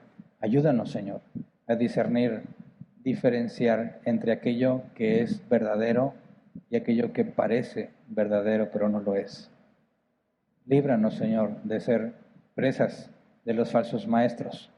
Danos la humildad para reconocer que nos equivocamos, la humildad para cambiar nuestro rumbo, para confesar nuestro error públicamente a quienes hayamos enseñado incorrectamente, de manera que quede evidenciado que somos tus hijos. Que cuando nos equivocamos nos reprendes, nos disciplinas, nos das arrepentimiento. Que sea más importante para nosotros, Señor, estar bien delante de ti que estar bien delante de los hombres. Que no nos llene el temor a los hombres, como tú dijiste, que no debemos temer a los que pueden destruir el cuerpo, sino a quien tiene poder para destruir el alma. Que nuestro temor sea hacia ti, Señor. Que podamos esforzarnos, cueste lo que cueste, para ser fieles embajadores, que hablen tu palabra de verdad, aunque nos cueste a nosotros, Señor. Tenemos la evidencia en tu palabra y en la historia de todos aquellos que hiciste que permanecieran fieles hasta la muerte. Estamos lejos de esos peligros, Señor, de manera que no tenemos excusa para temer. Danos el valor, el denuedo, como decían tus apóstoles, para predicar tu evangelio, Señor. Pero ayúdanos a hacerlo, como dijo el apóstol Pablo, de forma amena, de buen gusto, hablando a cada quien, Señor, como corresponde, de manera que quede claro que no buscamos contender, sino que mostramos amor al tratar de enseñar y corregir. Nos ponemos en tus manos porque somos muy pecadores, porque estamos llenos de orgullo, porque nos vanagloriamos en nosotros mismos, Señor. Por eso necesitamos de ti. Que tu Espíritu Santo nos use, que tu Espíritu Santo nos guíe, para que tu nombre sea glorificado. Te lo pedimos en el nombre de Jesús. Amén. Pueden sentarse. Pasemos a la sección de preguntas. Dedicaremos como máximo 15 minutos a dar mi mejor esfuerzo y responder las preguntas que puedan llegar. Antes de pasar a la sección de preguntas y dar oportunidad de que otros escriban, tengo un aviso importante que hacerles. ¿Se acuerdan que habíamos estado hablando, y de hecho lo comenté el miércoles, habíamos estado hablando de tener unas pláticas con los jóvenes, con temas que tienen que ver con los jóvenes, y les había dicho que estábamos en planeación porque hay que hablar con los distintos ministerios? Bueno, buscamos que sea algo mensual, una reunión al mes, porque tenemos muchas otras reuniones. Está la reunión de mujeres, tenemos, hablando ya de los servidores en árbol plantado, tenemos distintas juntas y muchas cosas. Saben que yo tengo trabajo secular, así que no tengo toda la disponibilidad como quisiera. Así que el objetivo es comprometerme yo y los que van a servir junto conmigo de separar un sábado cada mes, como lo hace la reunión de mujeres, un sábado cada mes, y queremos definirlo como el segundo sábado de cada mes. Por lo tanto, empezaríamos, si Dios lo permite, el sábado 9 de julio. A las 7:30 de la tarde, que el sol ya no pegue tan duro, que los que están trabajando o estudiando a esas horas ya están desocupados, y esperamos aquí a los jóvenes. Y quiero ser muy claro en que es un joven, ¿verdad? No jóvenes de la tercera edad. ¿Quiénes son los jóvenes de la tercera edad? Los que ya andan en los 30 y para arriba, ¿verdad? Yo digo, jóvenes es adolescentes que les interesen esos temas hasta universidad. 22, 23, quizás allí arribita. Los que ya están en un trabajo y tienen una vida más adulta, los cuento yo como jóvenes maduros. A mí lo que me preocupa por ahora son toda esa influencia que están escuchando en las escuelas, que tienen toda la presión de parte de maestros, de parte de todas las redes sociales. Todavía los que están de estudiantes enfrentan una presión muy diferente a la que enfrentan los que ya están laborando y ya no están en la escuela. Entonces, vamos a hacerlo de esta manera. Vamos a hacer este experimento en la primera reunión, porque la idea no es que sea una predicación, sino que sea algo dinámico. Entonces, van a estar los micrófonos moviéndose de un lado a otro conforme haya preguntas. La idea es explicar de qué se va a tratar el tema, dar una pequeña reseña de lo que es el tema y dar oportunidad, puesto que son temas que ya han escuchado y que ya tienen una opinión formada, que puedan hablar sobre las dudas o los conflictos que ven en ese tema, y luego yo poder tratar de aclarar las dudas que salieron. O sea, invertir un poco, no es voy a dar un tema y al final las preguntas, sino tratar de adelantarnos, porque muchas veces, es mi experiencia, cuando se da el tema, tienes que ser, por cuestión de tiempo, a veces muy genérico. Y luego hay una sesión de preguntas y no todas las preguntas alcanzan a ser respondidas. Y en este caso me interesa mucho que las preguntas sean respondidas, porque velo de esta manera: si no somos capaces de responder las preguntas de nuestros jóvenes, van a buscar la respuesta en otra parte, y lo más seguro es que le van a dar una respuesta equivocada. Por eso tenemos que esforzarnos en responder todas las dudas, y con ese enfoque la idea es entender cuáles son las dudas del grupo de personas que nos acompañan para poder hablar específicamente de las dudas que hay, ¿verdad? De manera que lo haríamos más eficiente con respecto al grupo de personas que esté aquí. Entonces imagínate que quieren hablar de un tema, no sé, pedofilia, que están luchando también por normalizarla. Y yo me pongo a hablar de la pedofilia en algunos partos y nadie de eso tenía dudas, nadie de los que estaban ahí tenía dudas de eso. Fue una pérdida de tiempo, ¿verdad? No es totalmente en vano, pero no fuimos a cumplir el objetivo que buscábamos. Por eso la idea es invertirlo, es decir, ese es el tema, cuáles son los conflictos o las dudas. y ahí formar una idea de qué cosas hay que explicar para resolver esas preguntas en ese momento. ¿Me explico? Entonces vamos a ver cómo sale, porque nunca lo he hecho. Y va a depender de los jóvenes y va a depender también de mi capacidad. Entonces vamos a experimentar, si Dios lo permite, este próximo 9 de julio a las 7:30. No es un evento exclusivo para Árbol Plantado. Pueden venir los que quieran. Es un evento gratuito, porque no vamos a cobrar nada, ¿verdad? Eso sí quiero dejarlo muy en claro. Si nosotros hacemos el esfuerzo absorbiendo el costo para que sea gratuito, por favor, y hace mucho que no teníamos cursos de este tipo, pero no quiero dejarlo pasar. Había personas que venían y querían tomar los cursos para luego venderlos. Decimos, no, respeta. Si nosotros estamos buscando hacerlo gratuitamente y todos en la congregación pagamos el costo que corresponde para que tú puedas beneficiarte sin pagar nada, de la misma manera respétalo. Si lo quieres transmitir o pasar, no hay ningún problema, pero no cobres por eso, ¿verdad?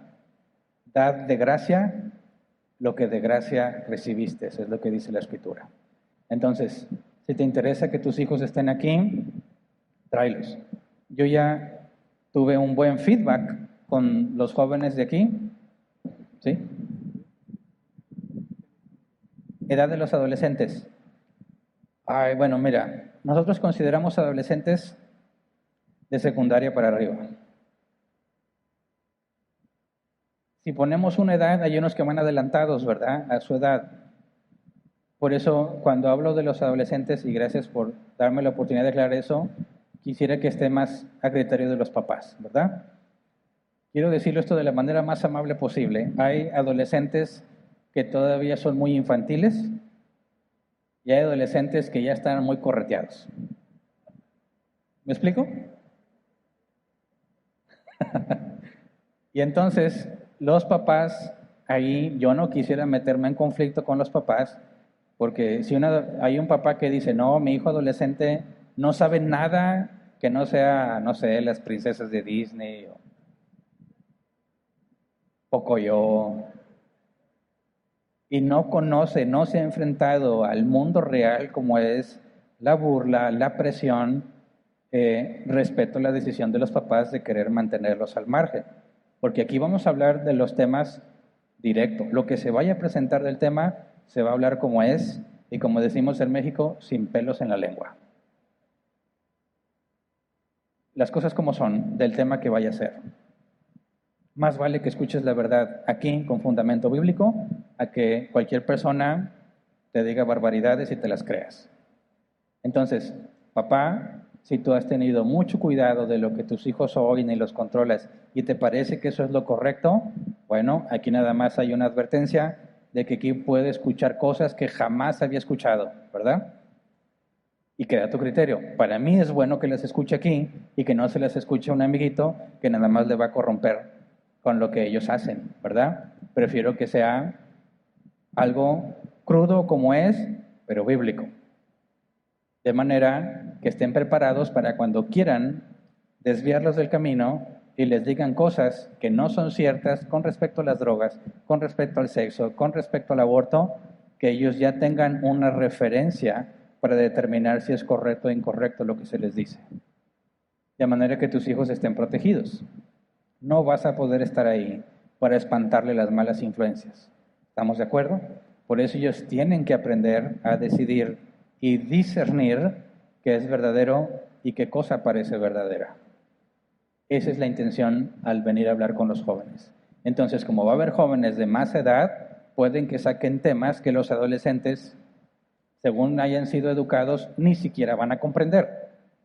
Y luego puede que lleguen y le pregunten a su papá, papá, ¿qué es esto? Y va a decir, santo padre, ¿qué están diciéndoles ahí? ¿Se entiende? Entonces, no acepto quejas de los papás. Oye, ¿por qué están hablando de esos temas? Si alguien sacó esa pregunta, la voy a responder. Ese es el objetivo. ¿Se entiende? Ese es el objetivo, resolver las dudas. Si te preocupa que tu adolescente escuche temas que tú no has hablado con ellos, entonces piénsalo bien. explícaselo, tienes de aquí el 9 de julio, para decirle, mira, todo esto tienes que saber, porque es probable que lo empieces a escuchar y entonces ahora sí lo mandas sin problema, ya va a venir curado del susto, como dice. Pero vamos a hablar de forma directa, ¿ok? Entonces, de secundaria para arriba, a muchos todavía en secundaria ni les importa, ¿verdad?, esos temas. Tampoco se trata de que mandes tu hijo a la fuerza, porque luego aquí están con su carota, ¿verdad? ¿Para qué? El evangelio no es a la fuerza, ¿verdad? Piénsale bien, háblale, pregúntale a tu hijo, ¿te interesa? Tráelo. ¿No quieres saber nada? No creas que porque lo traes a la fuerza va a aprender. Nada más confunde a los demás porque llegan y ¿este qué le pasa? Su carota, ¿verdad? No es así, ¿verdad? Por consideración a todos los demás que vienen felices, no traigas hijos con sus carotas. Y yo sé que son muy dados a poner su carota a todos, ¿verdad? Sobre todo cuando son adolescentes. Algunos de viejos todavía. Pero dice, bueno, ese está amargado. El adolescente, pues está adolescente, ¿verdad? Pero bueno, la idea es que podamos aquí, este es también otro objetivo que ya viene implícito.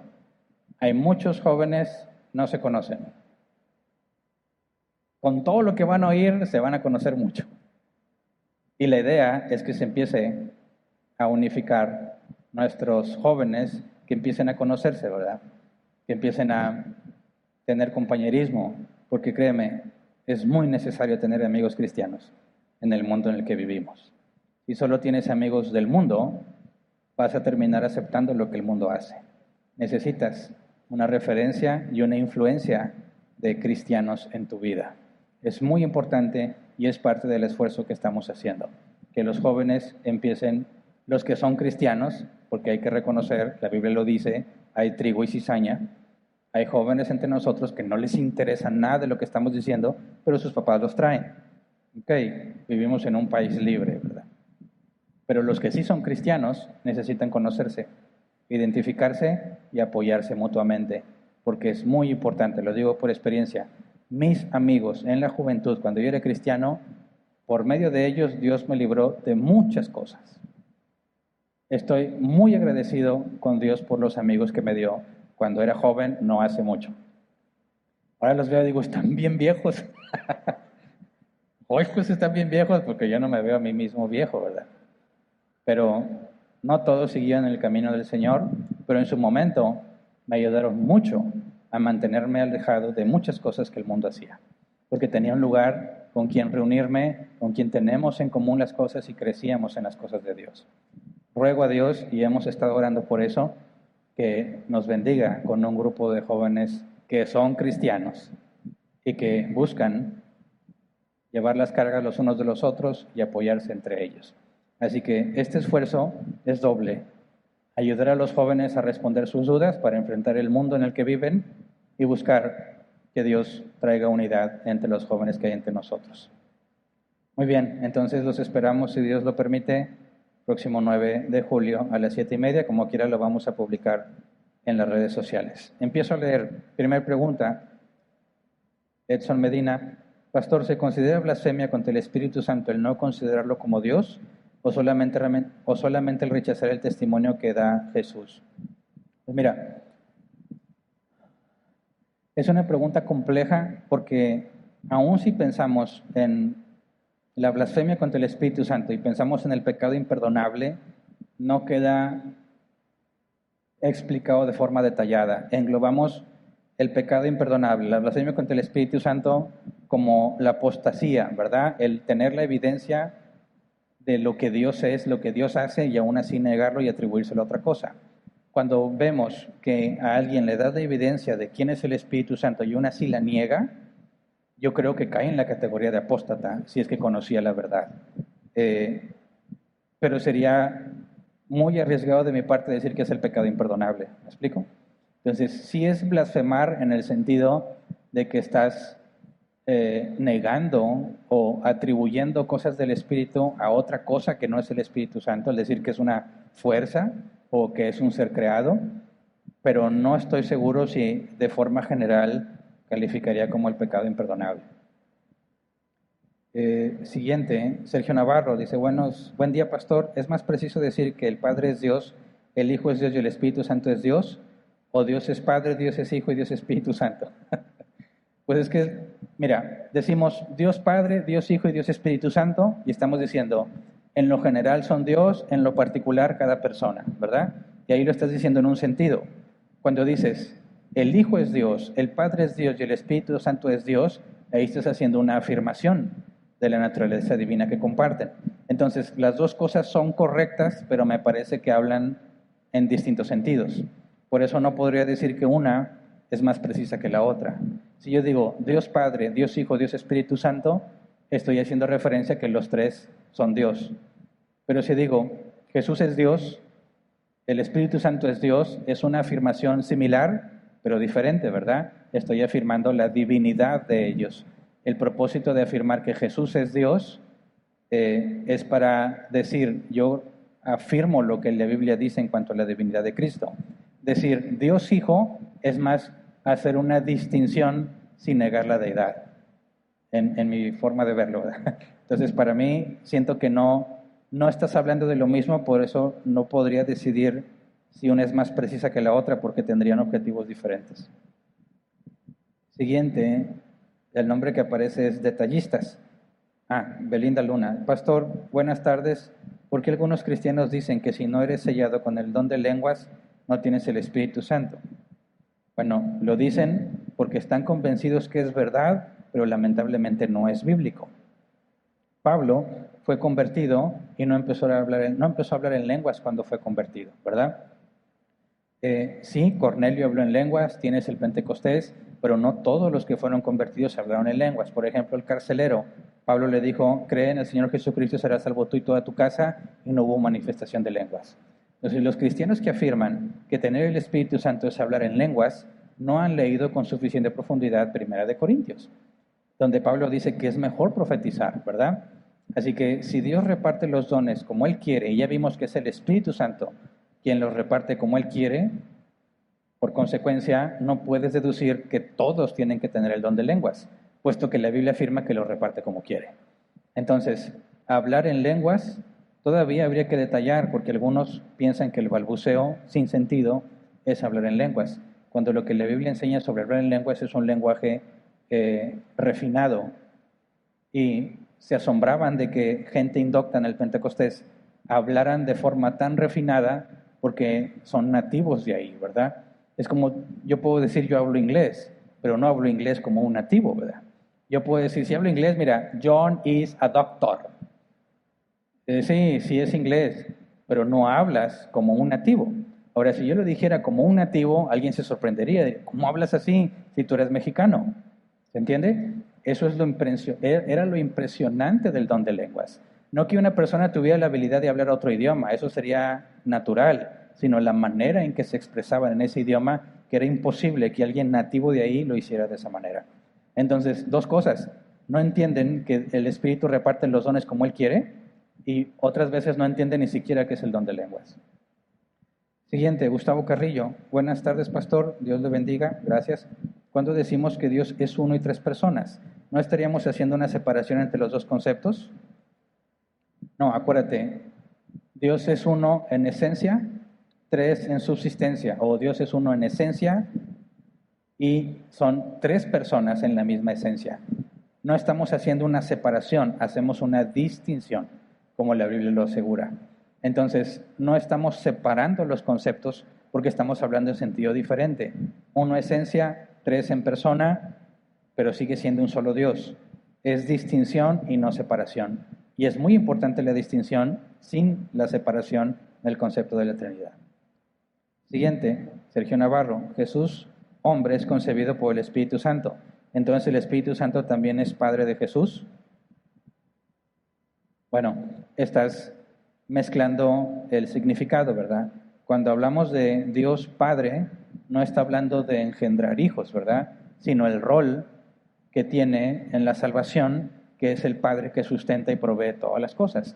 Cuando tú dices que el Espíritu Santo es Padre de Jesús, estarías hablando en un sentido equivocado, porque el hecho de que el Espíritu Santo haya hecho que María conciba sin necesidad de varón, no lo convierte en el Padre en un sentido biológico, puesto que el Espíritu Santo no lo puedes poner en un sentido biológico como si se hubiese reproducido con María, ¿verdad? Por eso se están equivocando los conceptos, ¿verdad? Se llama la falacia de equivocación.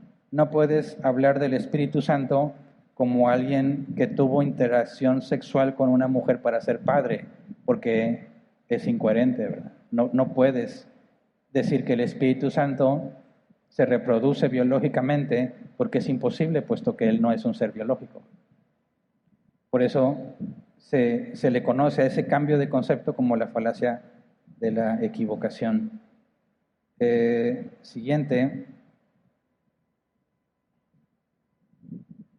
Carmina dice, buenas tardes, pastor. ¿Por qué dice en la Biblia que el hombre está hecho en imagen y semejanza de Dios?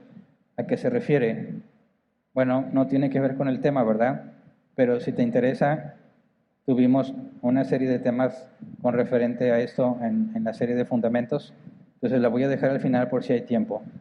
De nuevo, Sergio Navarro, en el pasaje de Isaías 48 que compartiste, termina diciendo, y su espíritu. ¿Por qué no entender su como algo que indica posesión? Algo que indica posesión. Bueno, sí, cuando hablas del Espíritu Santo o el Espíritu de Jehová, es la manera en que describes que es de Jehová, pero al mismo tiempo es distinto a Jehová. Pero estás hablando en un lenguaje limitado porque la revelación no era completa, ¿verdad? Es como decir la mano del Señor. Estás hablando en un sentido antropomórfico porque no hay palabras para describir cómo es que Dios hace las cosas. Hablas de su mano, de su diestra, para tratar de comunicar el poder, porque todos normalmente la mano diestra es la más fuerte. Entonces, cuando decimos que es su espíritu, no podemos pensar en tenemos que verlo como una analogía antropomórfica, ¿verdad? Donde nosotros tenemos espíritu. Y como el espíritu y nuestro cuerpo es inseparable, cuando habla del espíritu de Jehová, nos está comunicando en sentido antropomórfico la unión que hay entre ellos. Pero no puedes decir que el Espíritu Santo es algo que se desprende del Padre o que es parte del Padre porque son un solo Dios, ¿verdad? No lo puedes descomponer en partes como para tratar de asociar pertenencia. Es un solo Dios. Entonces, decir que es su Espíritu Santo o el Espíritu de Jehová es la manera en que humanamente tratamos de comprender la unión que hay entre ellos y su distinción. Por eso, cuando hablamos del Espíritu de Dios, hay que tener en cuenta que no está hablando de un ser compuesto como nosotros, porque Dios es indivisible, ¿verdad? Nada más ten cuidado con esas aplicaciones. Siguiente, Karen Orozco. Los unicitarios dan como referencia el versículo que dice Isaías 43:25, yo soy el que por amor a mí mismo borra tus transgresiones y no se acuerda más de tus pecados. Me ha mencionado ese versículo cuando expliqué el atributo de amor. ¿Cómo poder explicar la interpretación correcta del versículo que dice por amor a mí mismo? Mira, cuando dice que por amor a mí mismo borra tus transgresiones, no está comunicando que Él tiene el atributo de amor y que eternamente se ha amado a sí mismo, ¿verdad? Porque si tú piensas en el amor, en la palabra ágape, no puedes aplicártelo a ti mismo. Cuando dice que he borrado tus transgresiones por amor a mí mismo, está comunicando que no hay ningún mérito en ti y que lo está haciendo simplemente porque a Él le complace hacerlo. No es algo que tú hayas hecho, no es porque hayas obedecido, sino que Dios, así como se glorifica a sí mismo, por amor a sí mismo lo hace. No, o sea, está comunicando cómo tú no tienes nada que ver en que te haya perdonado, ¿verdad? Es algo que Dios hizo porque le place. Ahora, tratar de llevar ese amor que dice a sí mismo y luego convertirlo en un atributo y decir que Él tiene ágape por sí mismo ya no tiene sentido. ¿Cómo puedes decir que yo amo por convicción, que es el amor ágape, a mí mismo? Tiene que haber otra persona para hablar de amor. Tú puedes complacerte en ti mismo, quizás, pero no puedes amarte a ti mismo en ese sentido. Por eso hablar del atributo de amor es imposible si solo es Dios en un sentido singular. No tienes a quien amar. Para poder amar a alguien, tiene que haber alguien más.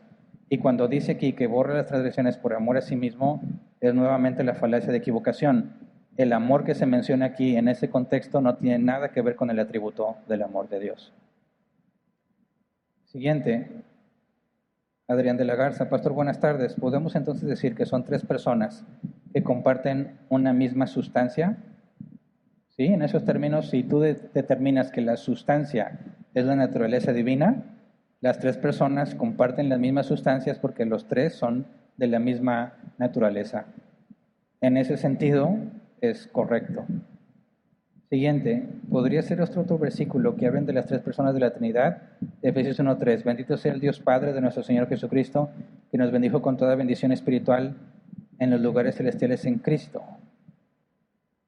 Bueno, las tres personas, bueno, aquí no sé dónde encuentras al Espíritu Santo, ¿verdad? Dice, bendito sea el Dios y Padre de nuestro Señor Jesucristo, que nos bendijo con toda bendición espiritual en los lugares celestiales en Cristo. Pero ¿dónde está ahí el Espíritu Santo? Quizás tú podrías deducir, pues la bendición es por medio del Espíritu Santo o algo así, no sé, pero no está explícitamente mencionado. Por eso yo no lo incluí.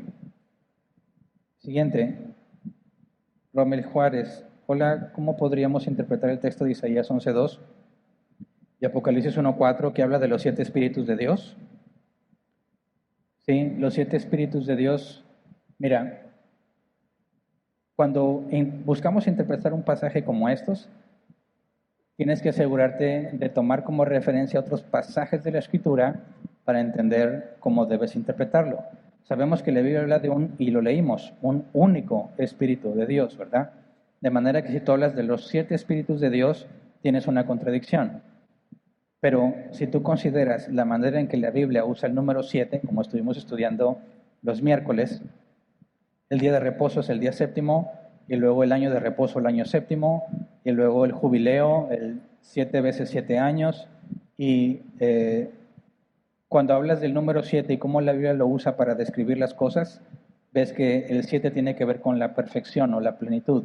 Y cuando hablas de los 7 espíritus de Dios, dado que la Biblia asegura que hay un espíritu, no puedes interpretar que en realidad son 7. Tienes una contradicción lógica. Tienes que interpretar, como no puede ser literal, entonces tienes que ver qué es lo que está comunicando.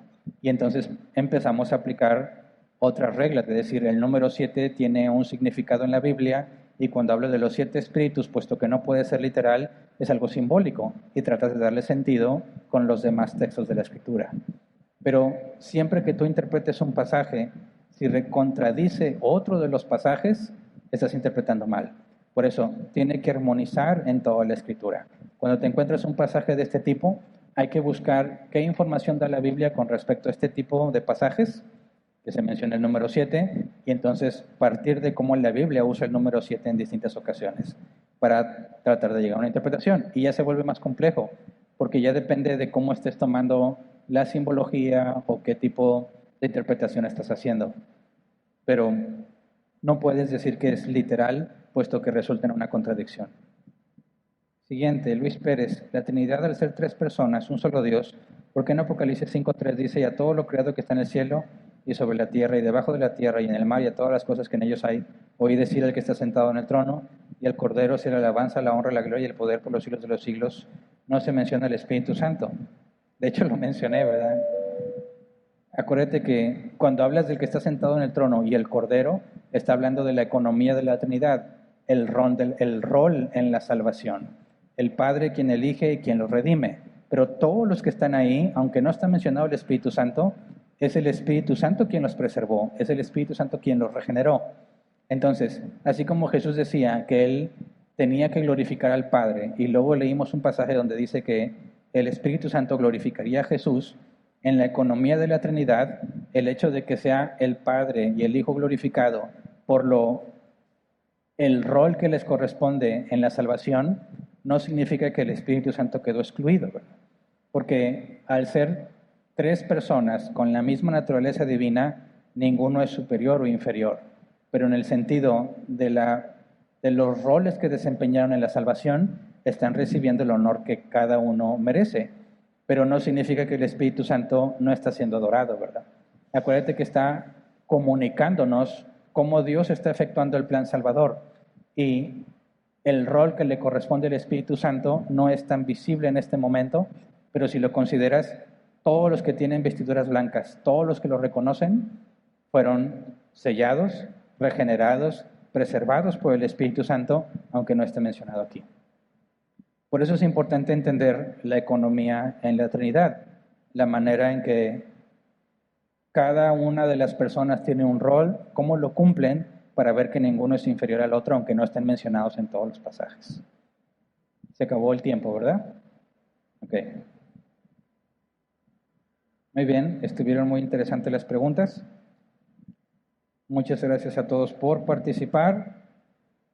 Terminamos entonces con la transmisión. Si Dios quiere, nos vemos la próxima semana para adentrarnos al concepto de la Trinidad. Gracias.